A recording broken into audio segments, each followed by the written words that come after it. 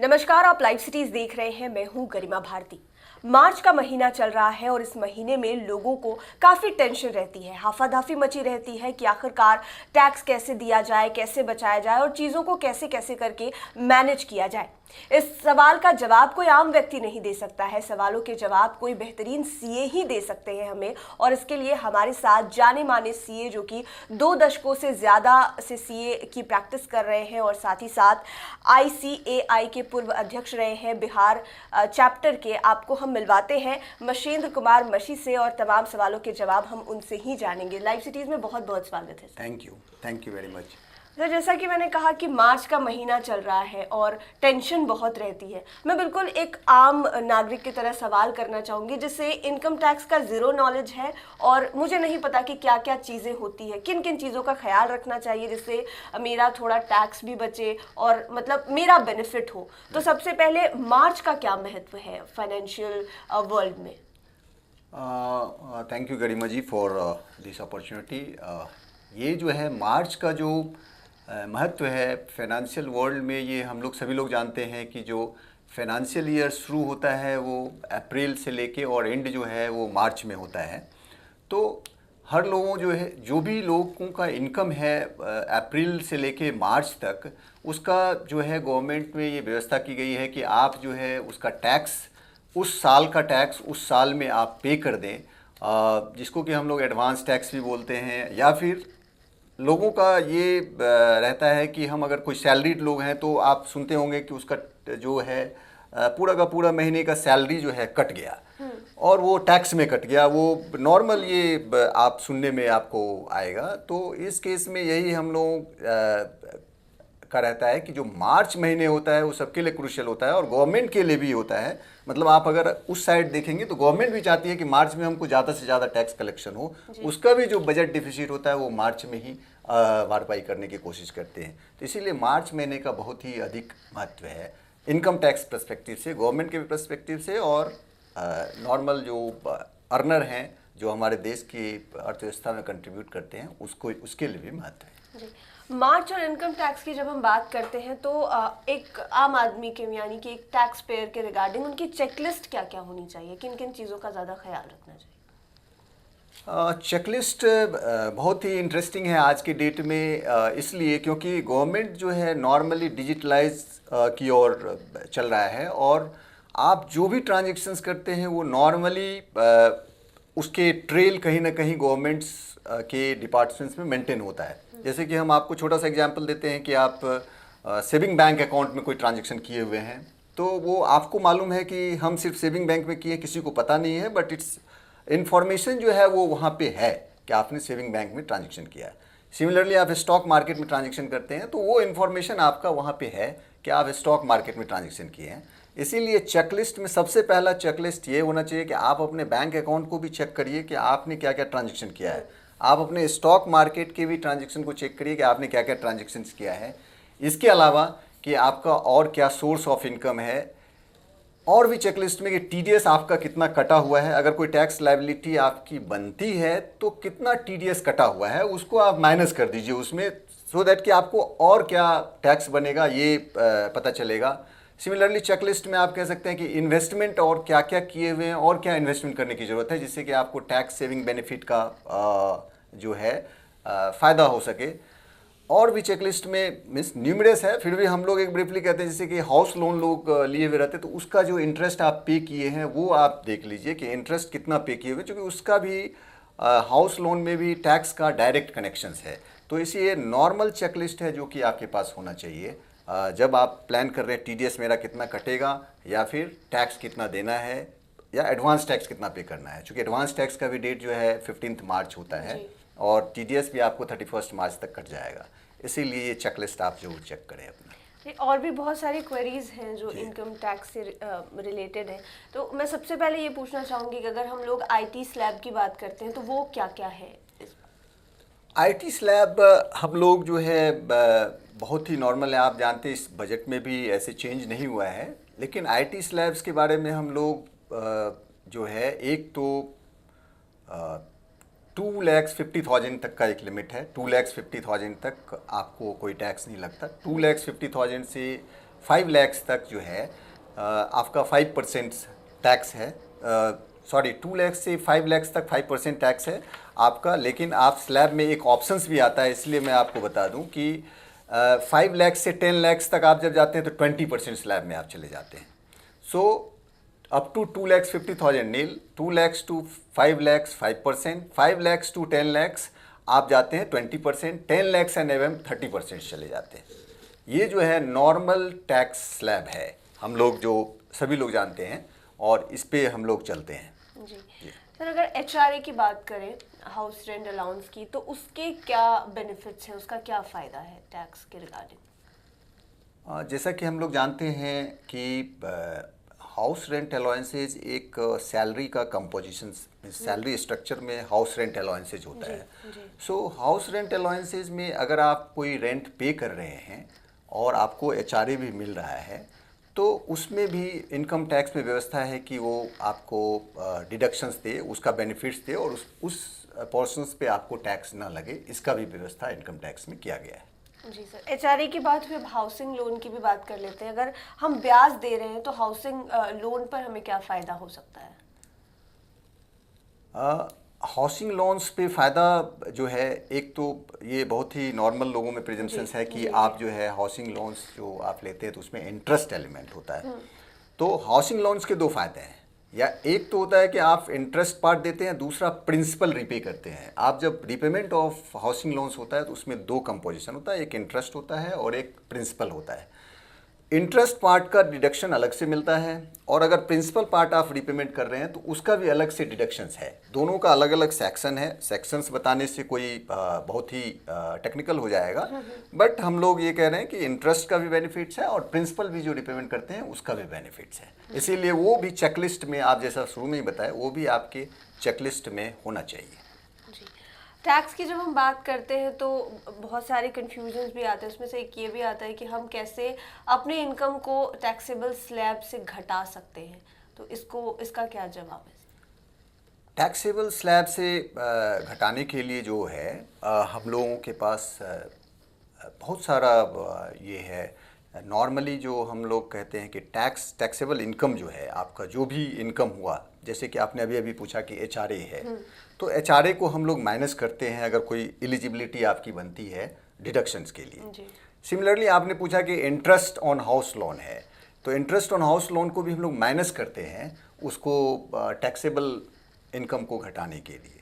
Similarly इसके अलावा भी जो इन्वेस्टमेंट है, हम लोग इन्वेस्टमेंट करते हैं, जैसे एलआईसी प्रीमियम्स देते हैं, उससे भी टैक्सेबल स्लैब घटता है। बच्चों का एजुकेशन फीस है, उससे भी टैक्सेबल स्लैब्स घटता है। आप जो है मेडिकल इंश्योरेंस प्रीमियम पे करते हैं, उससे भी टैक्सेबल स्लैब्स घटता है। आप फिक्स डिपॉजिट कर लेते हैं, 5 इयर्स का फिक्स डिपॉजिट अगर कर लेते हैं तो उससे भी टैक्सेबल स्लैब्स घटता है। तो ये जो टैक्सेबल स्लैब्स घटाने का डिफरेंट है, आप एनएससी परचेज करते हैं, उससे भी टैक्सेबल स्लैब्स घटता है। हालांकि इसमें एक लिमिट है कि आप कितना, ऐसा नहीं है कि आप पूरा का पूरा घटा लेंगे, ऐसा संभव नहीं है। एक लिमिट है, लेकिन आपको टैक्सेबल स्लैब घटाने के डिफरेंट जो तरीके हैं वो अवेलेबल्स हैं आपके इसमें। तो इसीलिए टैक्सेबल स्लैब्स आप घटाएंगे और टैक्सेबल स्लैब्स घटने पे अगर आपका जो टैक्सेबल इनकम होता है उसी पे फिर टैक्स कैलकुलेट होता है। ये आपने अभी एलआईसी की बात की, तो सब जानते हैं कि आधा से ज़्यादा इंडिया तो एलआईसी में अपना इन्वेस्टमेंट करता ही है, वहाँ पर खाते खुलवाते हैं लोग। तो एलआईसी खुलवाने का क्या फ़ायदा, और अगर सवाल किया जाए कि अगर एलआईसी जो व्यक्ति काम कर रहा है वो अपने बीवी बच्चों के नाम पर खरीदे तो उसका क्या फ़ायदा हो सकता है? नहीं, बहुत अच्छा सवाल है आपका ये कि एलआईसी हम लोग नॉर्मल समझते हैं कि एलआईसी अपने ही नाम से होना चाहिए। एक तो एलआईसी खुलवाने का जो नॉर्मल बेनिफिट्स है, फिनेंशियल्स बेनिफिट, उसको कोई इग्नोर नहीं कर सकते हैं कि एलआईसी इज़ वेरी गुड। और उसमें तो हम लोग जब बात करते हैं अपने किसी से तो हम लोग ऑलवेज कहते हैं कि आप टर्म इंश्योरेंस तो आपके पास होना ही चाहिए, बाकी एलआईसी हो या नहीं हो, आप बच्चों और अपने फैमिली के लिए टर्म इंश्योरेंस जरूर लें। एलआईसी प्रीमियम जो हम लोग पे करते हैं उस पर टैक्स का डिडक्शंस है। तो ये प्रीमियम जो आपने पे किया उस पर टैक्स का डिडक्शन है, मतलब ये सिर्फ आप अपने ही LIC पे किए ऐसा जरूरी नहीं है, आप अपने अगर बच्चों के नाम से भी LIC जो लिया स्पाउस है और स्पाउस के भी नाम से, अगर जो वाइफ के नाम से भी लिया आपने, तो आपको वो डिडक्शंस मिलेगा। इसीलिए ये आपके चैनल के माध्यम से हम कहना चाहेंगे कि इसका भी डिक्लेरेशंस में ज़रूर वो शामिल करें, जो अपने एम्प्लॉयर्स को डिक्लेयर करते हैं, हर एक के एम्प्लॉई कि हमारा क्या टैक्स बनना चाहिए, उसमें इन्वेस्टमेंट भी डिक्लेरेशंस होता है कि जहाँ हमने इन्वेस्ट किया, कहाँ हमने इन्वेस्ट किया, जी क्या क्या प्रीमियम हमने पे किया, तो उसमें जो बच्चों के नाम से लिए हैं, वाइफ के नाम से लिए हैं, उसको भी आप डिक्लेयर करें। अल्टीमेटली उसे आप ही पे कर रहे हैं, यस आप ही पे कर रहे हैं, और वो डिपेंडेंट हैं, मतलब आप ऐसे कहें कि डिपेंडेंट चाइल्ड हैं, डिपेंडेंट स्पाउस हैं, तो वो आप पे कर रहे हैं उसका प्रीमियम, इसीलिए उसका बेनिफिट्स आप जरूर लें। जी इनकम टैक्स में जब हम बात करते हैं तो क्या PPF पब्लिक प्रोविडेंट फंड भी एक तरीका हो सकता है कि किसी तरह से उससे भी टैक्स बचता हो, और अगर वो है तो उसको लेकर लिमिट क्या है? ये आपका बहुत ही इंटरेस्टिंग क्वेश्चन है, क्योंकि हम लोग ये समझते हैं कि जो पर्सन्स जॉब में हैं उसी के पास ये EPF का, जिसको हम लोग EPF बोलते हैं, एम्प्लॉय प्रोविडेंट फंड बोलते हैं, उसी के पास सिर्फ ये व्यवस्था है। लेकिन जो नॉर्मल पर्सन्स हैं, इवन दो जो जॉब में हैं, उसके लिए भी है कि आप पब्लिक प्रोविडेंट फंड जो जिसमें कि मैक्सिमम लिमिट 1,50,000 तक का होता है हर एक साल, बहुत ही अच्छा ये है कि पब्लिक प्रोविडेंट फंड में आप इन्वेस्ट करें, और इनकम टैक्स से तो बेनिफिट्स आपको उसमें मिलना ही मिलना है। उसके अलावा भी उसमें बेनिफिट है कि उसका जो इंटरेस्ट इनकम आपको आता है वो भी टैक्सेबल नहीं है। अच्छा, उसका कोई टैक्स उसका भी कोई टैक्स नहीं है। इसीलिए वो पब्लिक प्रोविडेंट फंड तो बहुत ही अच्छा चीज़ है कि जिसमें आप अपने ही बैंक में जाके और पब्लिक प्रोविडेंट फंड में उसमें इन्वेस्ट करते हैं। यानी कि दोहरा फायदा, एक तो टैक्स बचेगा, ऊपर से टैक्स देना भी नहीं पड़ेगा, टैक्स देना भी, जो उस पर आपको इनकम हो रहा है उस पर भी टैक्स नहीं देना पड़ेगा। इसीलिए उसको जो है बहुत ही अच्छा ये होता है। और आपका जो, और इसके और भी फायदे हैं कि नॉर्मल अटैचमेंट जो होता है इन केस ऑफ लायबिलिटीज जो है, वो public provident fund, since it is a retirement fund sort of है, तो उसमें वो अटैच्ड नॉर्मली नहीं हो सकता, so it is safe for your retirement also. इसमें जी जी जी। और एक आपको इसमें हम ऐड भी करना चाहेंगे, जो पब्लिक प्रोविडेंट फंड की तरह है, जो सुकन्या करके एक सुकन्या समृद्धि योजना, दैट इज फॉर डॉटर, जो 10 साल से जी, उसमें भी आपको इनकम टैक्स का बेनिफिट, आप अपनी बच्ची के लिए कराते हैं तो इनकम टैक्स का तो बेनिफिट है ही है, उसमें भी जो इंटरेस्ट आता है उसमें भी टैक्स नहीं है। It is also a PPF for your daughter child. So ये तो बहुत ही अच्छा स्कीम है, और इसको जरूर से लोगों को इसका बेनिफिट लेना चाहिए।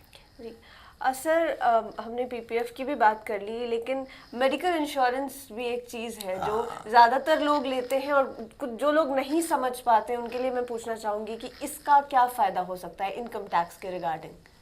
मेडिकल इंश्योरेंस तो एक तो सबसे पहले इनकम टैक्स से पहले भी हम लोग नॉर्मल सिटीजन हैं, तो हम ये ज़रूर बोलेंगे कि मेडिकल इंश्योरेंस तो ज़रूर आपके घर में होना चाहिए, बिकॉज आज के डेट में मेडिकल इंश्योरेंस इतना कॉस्टली है मेडिकल की, आप बिना इंश्योरेंस के अगर हैं तो you are not secured. So medical insurance होना ही चाहिए, और इसको गवर्नमेंट भी प्रमोट करती है, इनकम टैक्स भी प्रमोट करती है कि अचानक कुछ हो जाए तो आपको जी अचानक से कुछ राइट परिवार वालों को घबरा, और इतना कॉस्टली है कि आपको कहीं एडमिट होना पड़े तो सारे की सारे सेविंग्स जो है निकल के चले जाना है, तो इसीलिए इट्स लाइक कि वो तो बहुत ही ज़रूरी है। गवर्नमेंट भी इसको प्रमोट करती है कि आप मेडिकल इंश्योरेंस अगर लेते हैं तो आपको जो है अलग से बेनिफिट मिलेगा। अलग से बेनिफिट मतलब नॉर्मल जो लिमिट है वो 1,50,000 की, उससे एबव भी जाके आपको एडिशनल बेनिफिट्स मिलता है। तो इसीलिए वो जो है मेडिकल इंश्योरेंस तो ज़रूर से करना चाहिए, जो कि आपके परिवार के लिए भी ज़रूरत है, और इनकम टैक्स का भी प्लानिंग आपका हो जाता है। बिल्कुल, बुरे वक्त के लिए तो मेडिकल इंश्योरेंस बहुत ज़रूरी है ही, और एक होता है ना जब उम्र ढलने लगती है तो पेंशन भी बहुत ज़रूरी है। तो नेशनल पेंशन स्कीम में अगर कोई इन्वेस्ट करे तो उसका क्या फ़ायदा मिलता है? नेशनल पेंशन स्कीम में भी ये भी आप जो है बहुत ही अच्छा है कि जब उम्र ढलने लगती है तो ज़रूरत है पेंशन का, और गवर्नमेंट में आप देखते होंगे कि नॉर्मल जॉब में भी पेंशन जो है का कॉन्सेप्ट नहीं है, तो एक नेशनल पेंशन स्कीम्स लेके आई है कि आप आम आदमी भी है और पेंशन स्कीम लेना चाहते हैं तो आप NPS में इन्वेस्ट कर सकते हैं। और वो NPS में जो आप इन्वेस्ट करते हैं तो उसमें क्या होता है कि 50,000 का एडिशनल बेनिफिट भी मिलता है टैक्स में। अगर आप कोई भी टैक्स पेमेंट करना है और आप अगर उस स्लैब में आ रहे हैं, 5,50,000 हो रहा है, आप बिलो 5 लाख जाना चाह रहे हैं, 50,000 एडिशनल इन्वेस्ट भी कर सकते हो उसमें। अगर नॉर्मल इन्वेस्टमेंट के अलावा भी आप अगर करें तो जो 1.5 लाख का स्लैब है उसके अलावा ये 50,000 का स्लैब है। तो ये तो नेशनल पेंशन स्कीम्स जो है ये बहुत ही अच्छा चीज़ है जिसमें कि कंट्रीब्यूट करना चाहिए लोगों को। जी, इन सब के अलावा लोग जनरली सेविंग बैंक अकाउंट में पैसे डालते हैं और पोस्ट ऑफिस में भी आजकल बहुत लोग अब पैसे रखने लगे हैं, क्योंकि पोस्ट ऑफिस मैं समझती हूँ कि अब बिल्कुल बैंक ही हो गया है एक तरह से। तो इसका ब्याज अगर मिलता रहता है तो इसका क्या फ़ायदा हो जाता है? हाँ नहीं, ये आपका बहुत अच्छा क्वेश्चन है कि बैंक तो अब तो पोस्ट ऑफिस बैंक ही हो रहा है। बिल्कुल। और बजट बजट में भी प्रोविजन्स जो गवर्नमेंट्स का है कि वो सारे पोस्ट ऑफिस को बैंक में कन्वर्ट कर बस दें। बैंक में चिट्ठियाँ नहीं आती। यस यस, बस यही सिर्फ फ़र्क है। और वो अभी गवर्नमेंट प्रपोज भी कर रही है कि वो बजट में कि आप पोस्ट ऑफिस को बैंक नॉर्मल बैंकिंग की तरह कर दिया जाए, क्योंकि अब चिट्ठियाँ आ नहीं रही है, लोग मेल्स ज़्यादा कर रहे हैं, तो पोस्ट ऑफिस का रोल भी बढ़ जाता है। जहाँ तक सेविंग्स में इंटरेस्ट का सवाल है, तो हम लोग सभी लोग जानते हैं कि जो सेविंग्स बैंक्स में आपका पोस्ट ऑफिस में हो या फिर बैंक अकाउंट में इंटरेस्ट हो, उसके लिए अलग से 10,000 तक तो लिमिट ऐसे है कि आप डिडक्शंस मिलेगा। 10,000 तक अगर आपको सेविंग्स में इंटरेस्ट इनकम हो रहा है तो वो टैक्सेबल नहीं है, वो डिडक्ट हो जाएगा। लेकिन इसके अलावा भी जैसे पहले भी हमने कहा है कि सेविंग्स बैंक्स में ट्रांजैक्शंस जरूर चेक करें आप 31 मार्च के पहले, क्या क्या किया है वो छुपा हुआ नहीं है। इसीलिए ये चीज़ जरूर ध्यान में रखें। अगर हायर एजुकेशन के लिए लोन जब लिया जाता है और फिर उसका रीपेमेंट कर दिया जाता है, तो उससे भी क्या टैक्स में कोई बचत या फिर किसी तरह का कोई फ़ायदा होता है? गरिमा जी, ये अक्सर हम लोगों को पूछा जाता है कि हम जब एक एम्प्लॉय भी होते हैं तो वो हायर एजुकेशन के लिए परस्यू करते रहते हैं। हम इंडिया में हैं, पढ़ना ज़रूरी है। पढ़ना ज़रूरी है, बिल्कुल सही है। और उसमें जो है सरकार भी प्रमोट करती है कि आप ज़्यादा एजुकेटेड हों। तो इसमें बिल्कुल सही है कि वो अगर आप हायर एजुकेशन के लिए लोन लेते हैं तो आप जो है अगर उसको रीपे कर रहे हैं और इंटरेस्ट पे कर रहे हैं तो 8 साल तक वो बेनिफिट इंटरेस्ट का जो है अलग से डिडक्शंस आपको मिलता है। रीपेमेंट में प्रिंसिपल का नहीं हम लोग कहते हैं, लेकिन इंटरेस्ट का बेनिफिट्स जो है वो मिलता है। तो हायर एजुकेशन ज़रूर करें सभी लोग, और उस पर अगर आपको कोई इंटरेस्ट लग रहा है तो उसका डिडक्शंस भी ज़रूर लें। सर बिल्कुल आपने जो जनरल क्वेरीज थी मेरी या फिर दर्शकों की, आपने बिल्कुल पॉइंट टू पॉइंट बता दिया और बिल्कुल सीधे और साफ लफ्ज़ों में बताया। इसके लिए बहुत बहुत शुक्रिया। आगे हम और कुछ वीडियोस के लिए आपके साथ बने रहेंगे जिसमें इनकम टैक्स से रिगार्डिंग ही सवाल करेंगे। नहीं, थैंक यू।